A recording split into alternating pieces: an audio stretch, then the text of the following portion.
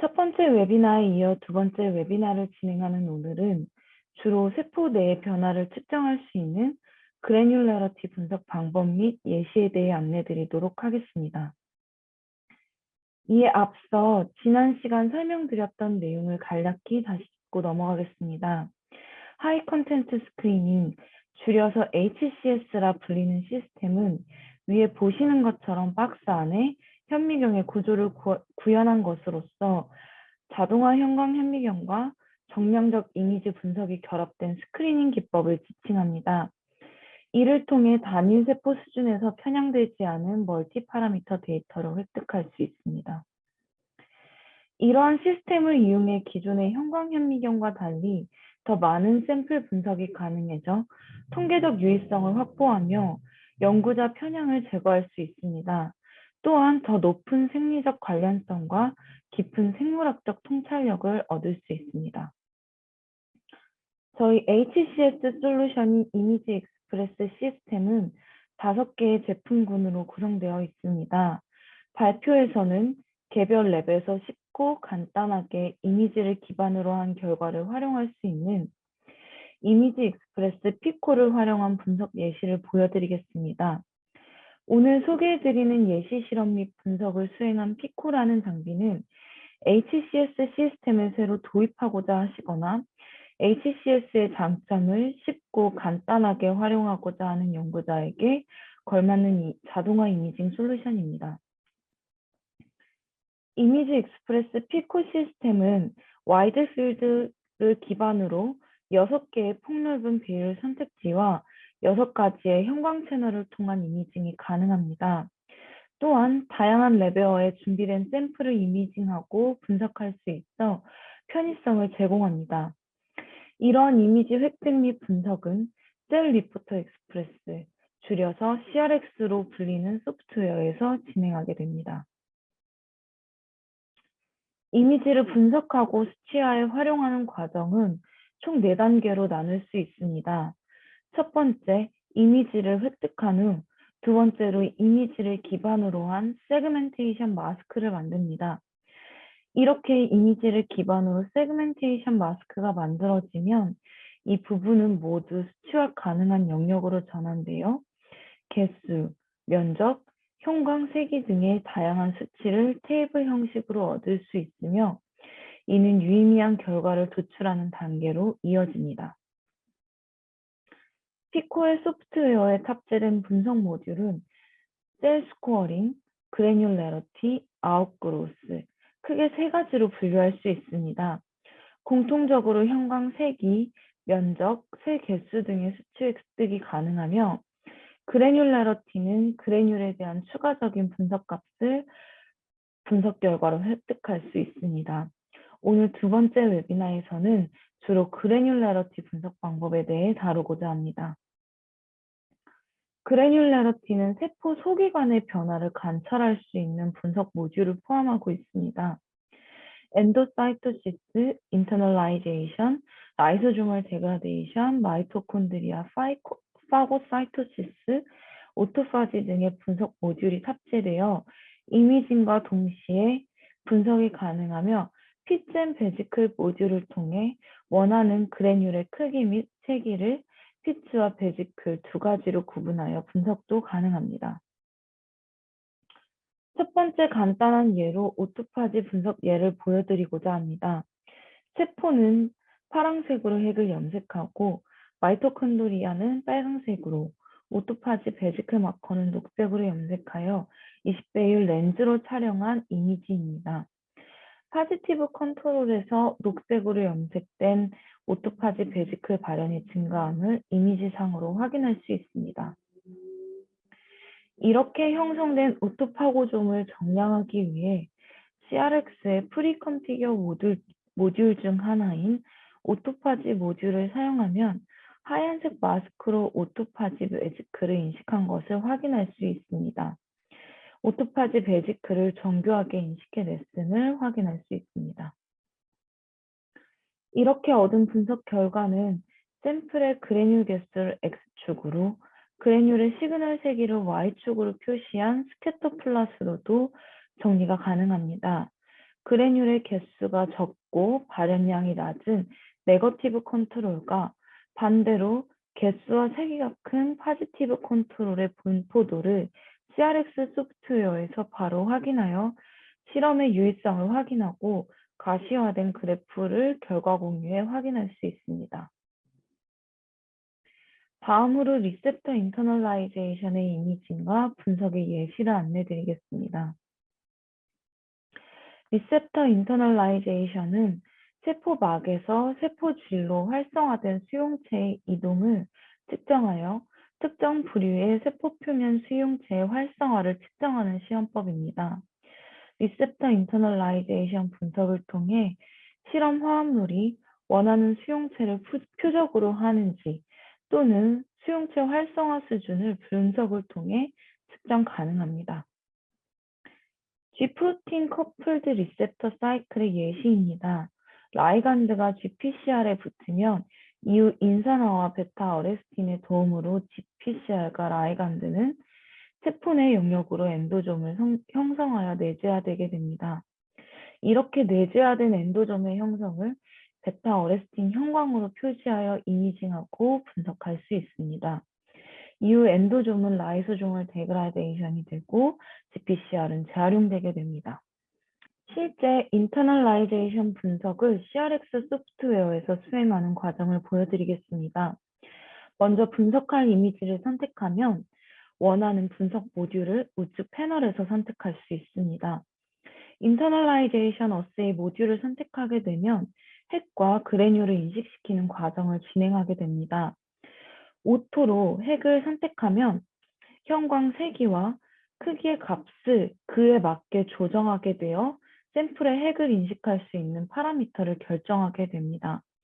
다음으로 그래뉴 탭으로 넘어가서 그래뉴를 염색한 형광 채널을 선택하고 매뉴얼 방법을 통해 인식하기 원하는 영역에 대한 기준을 잡아주게 됩니다. 이런 값을 기준으로 분석 모듈을 돌리게 되면 보시는 것처럼 세그멘테이션 마스크를 통해 결과값을 도출할 수 있게 됩니다. 분석된 그래뉴의 영역은 외관 비교하며 확인하여 양상을 확인할 수 있습니다.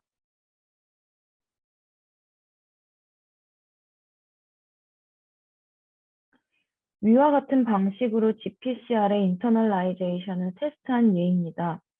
GPCR의 사이클을 감지하기 위해 GFP 태그가 붙은 베타 어레스틴을 발현하도록 유전자 조작된 U20S 세포를 활용하여 이미징을 진행하였습니다.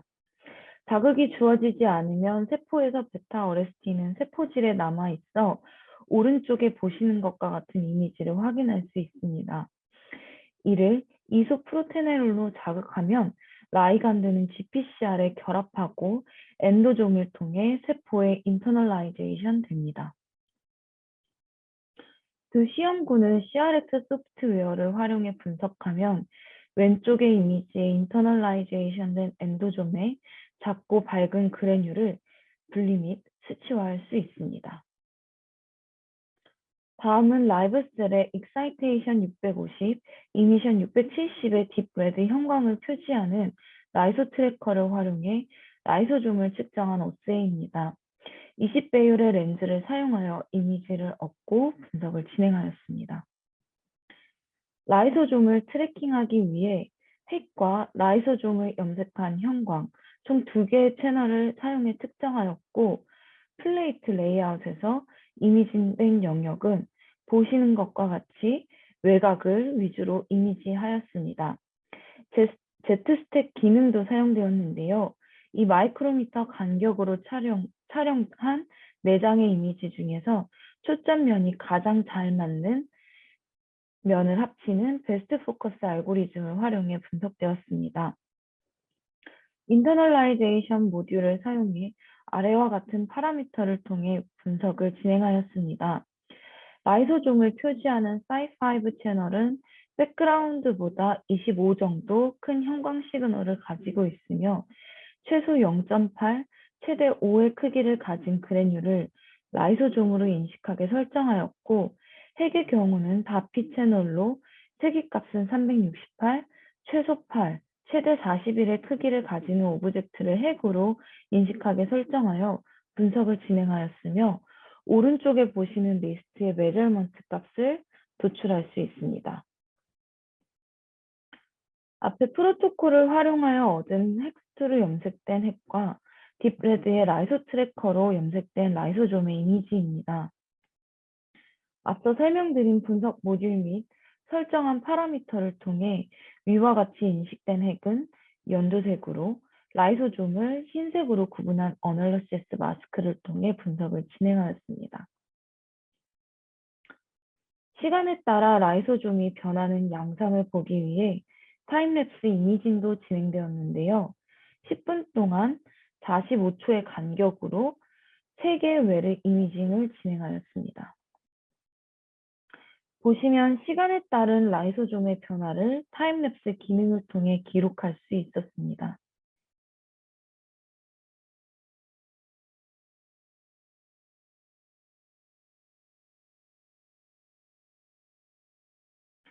다음으로 라이소좀에서의 콜레스테롤을 디텍션하기 위한 어세이의 예입니다.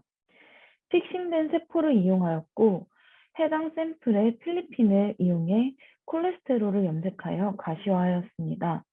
필리핀은 형광 시그널이 잘 나오고 콜레스테롤에 특이적으로 결합하기 때문에 콜레스테롤의 이뮤노스테이닝에 널리 사용되는 시약입니다. 해당 샘플은 두 가지 분석을 활용해 보았는데요. 첫 번째 웨비나에 소개드렸던 셀 스코어링과 라이소좀 디텍션 분석 방법입니다. 이미지에서 보시는 것처럼 핵은 드락5라 불리는 레드 시그널의 형광으로 콜레스테롤은 필리핀으로 염색하여 다피 채널에서 이미지를 획득하였습니다. 실험은 총 3가지 군으로 수집해 이미징을 진행하였습니다. 건강한 세포와 환자의 세포, 그리고 환자의 세포에 치료제를 처리한 세포를 이미징하여 콜레스테롤의 축적을 이미징하였습니다. 이미지를 통해 환자의 세포에서 증가했던 콜레스테롤이 약물 처리를 통해 감소하였음을 확인할 수 있었습니다. 이를 통해 앞서 말씀드린 두 가지 분석법을 통해 수치화해 보도록 하겠습니다.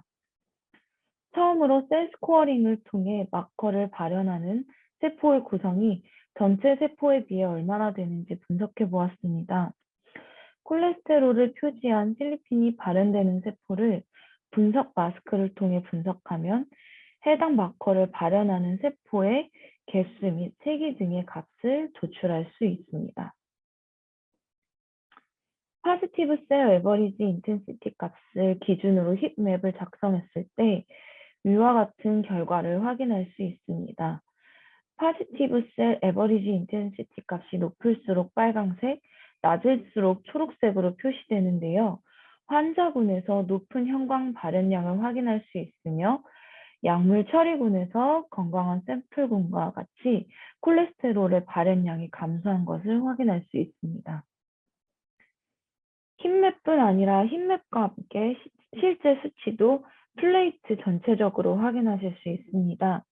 입력한 어노테이션이 웰 이름과 그룹, 포지티브 셀 에버리지 인텐시티의 값을 함께 변기한 결과도 조회함으로써 복잡한 실험 디자인에 따른 경향을 힙맵과 실제 수치로 한눈에 확인할 수 있습니다. 평균 형광세기와 평균 세포 면적에 대한 그래프 6개의 레플리케이트에 대한 개별값을 나타내거나 통합된 평균값을 하나의 점으로 확인할 수 있습니다. 전체 6개의 실험 레플리케이트의 분포가 비슷한 수준에서 이루어지고 여기에서 산출한 평균값의 위치를 오른쪽에서 확인해 보면 환자군에서 190 가까이 보이던 형광세기 평균이 건강한 대조군이 보여준 수치 100에 가까운 120 수준까지 회복되는 것을 확인하실 수 있습니다. 다음은 같은 샘플을 인터널라이제이션 모듈을 활용해 분석하였습니다. 필리핀의 형광색이 혹은 면적 대신 필리핀은 그래뉼로 인식하여 그래뉼의 면적, 세기를 측정한 결과입니다. 획득한 이미지와 그에 따른 인터널라이제이션 분석 모듈로 세그멘테이션 분석 마스크를 만든 결과입니다. 필리핀을 하얀색으로 인식하게 하여 분석한 것을 확인할 수 있습니다. 앞에 분석 모듈을 통해 확인한 결과와 동일하게 환자군에서 높은 형광 발현량을 확인할 수 있으며 약물 처리군에서 건강한 샘플군과 같이 콜레스테롤의 발현량이 감소한 것을 확인할 수 있습니다. 수치상으로도 비슷한 결과를 확인할 수 있었습니다. 다음은 마이토파지를 그래뉼러러티 분석을 통해 분석한 예입니다. 이미징을 위해 샘플은 보시는 것과 같이 준비되었습니다. 마우스 마크로파지의 마이토파지를 검사하기 위해 RFP, GFP, LC3 플라스미드를 형질 전환합니다. RFP, GFP 신호는 세포질에서 확산되고 오토파고점이 형성되면 RFP와 GFP의 신호가 코로컬라이즈 됩니다. 미소존과 융합하면 산성 환경이 되면서 GFP 시그널이 사라지고 RFP 신호가 남는 원리를 통해 마이토파지를 측정하게 됩니다. 마이토파지에서 마이토파지의 형성을 RFP와 GFP 시그널을 통해 확인할 수 있는 이미지입니다. 대조군보다 LPS 처리군에서 GFP 시그널이 감소한 것을 확인할 수 있는데요. 이 변화를 어떻게 수치화할 수 있는지 알아보도록 하겠습니다. 마이토파지 파지티브 펑타는 붉은색으로, 네거티브 펑타는 그린 컬러의 어널리시스 마스크 형성을 통해 수치 분석을 진행하였습니다. LPS 처리군에서 오토파지 네거티브 펑타의 시그널이 감소한 것을 볼 수 있습니다. X축에는 각 실험군을 정리하고 Y축에는 RFP만 발현하는 펑타의 비율을 나타내어 LPS 처리에 따라 마이토파지가 얼마나 증가하는지 확인할 수 있었습니다. 다음으로 시간이 지남에 따라 약물 전달을 이미지로 확인한 어플리케이션의 예입니다. 보시는 것과 같이 핵염색, 파이브로블라스트 염색, 사이5 형광을 통해 이미징을 진행하였습니다.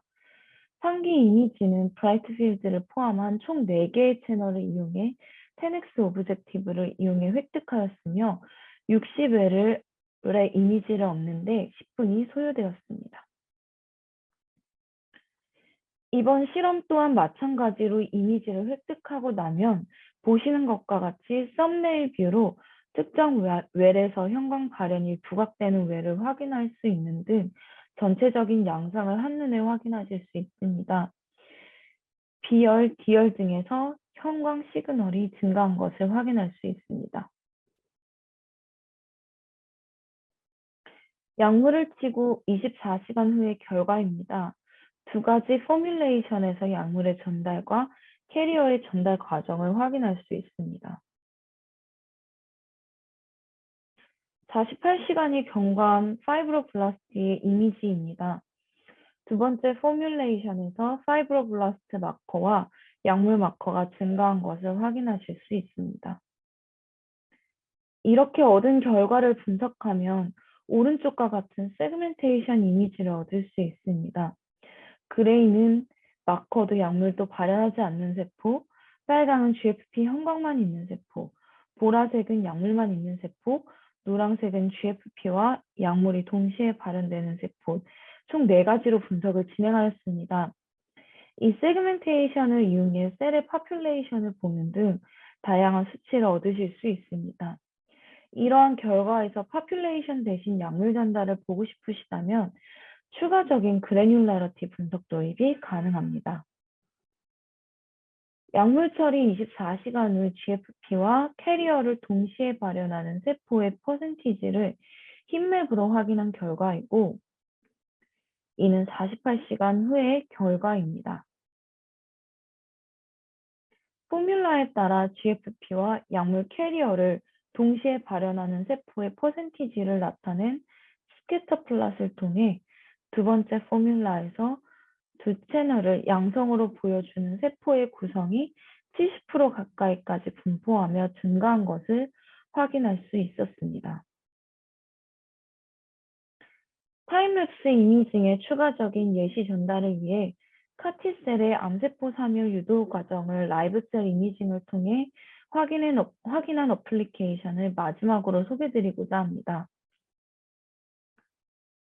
보고 계시는 화면은 T셀과 전립선암 세포를 함께 코컬처하여 T셀의 암세포 삼일 유도 과정을 피코의 타임랩스 기능으로 촬영하여 동영상을 제작한 예입니다. T셀이 암세포 주변으로 모여드는 것을 확인하실 수 있습니다. 이상으로 이미지 익스프레스 피코를 활용한 그래뉴레러티 분석 방법 및 타임랩스 이미징 예시를 안내드렸습니다. 피코는 쉽고 간단한 자동화 이미지 획득 및 분석이 가능한 장비로 간편하게 자동화 솔루션을 제공하며 다양한 분석 툴이 탑재되어 이미지 분석이 가능한 장비입니다. 다음 주에 있을 마지막 순서의 웨비나에선 주로 엔지오제네시스 혹은 뉴라이트 아웃그로스 분석 방법 및 바이러스 어플리케이션 등 그 외의 분석 방법 등을 함께 다루도록 하겠습니다.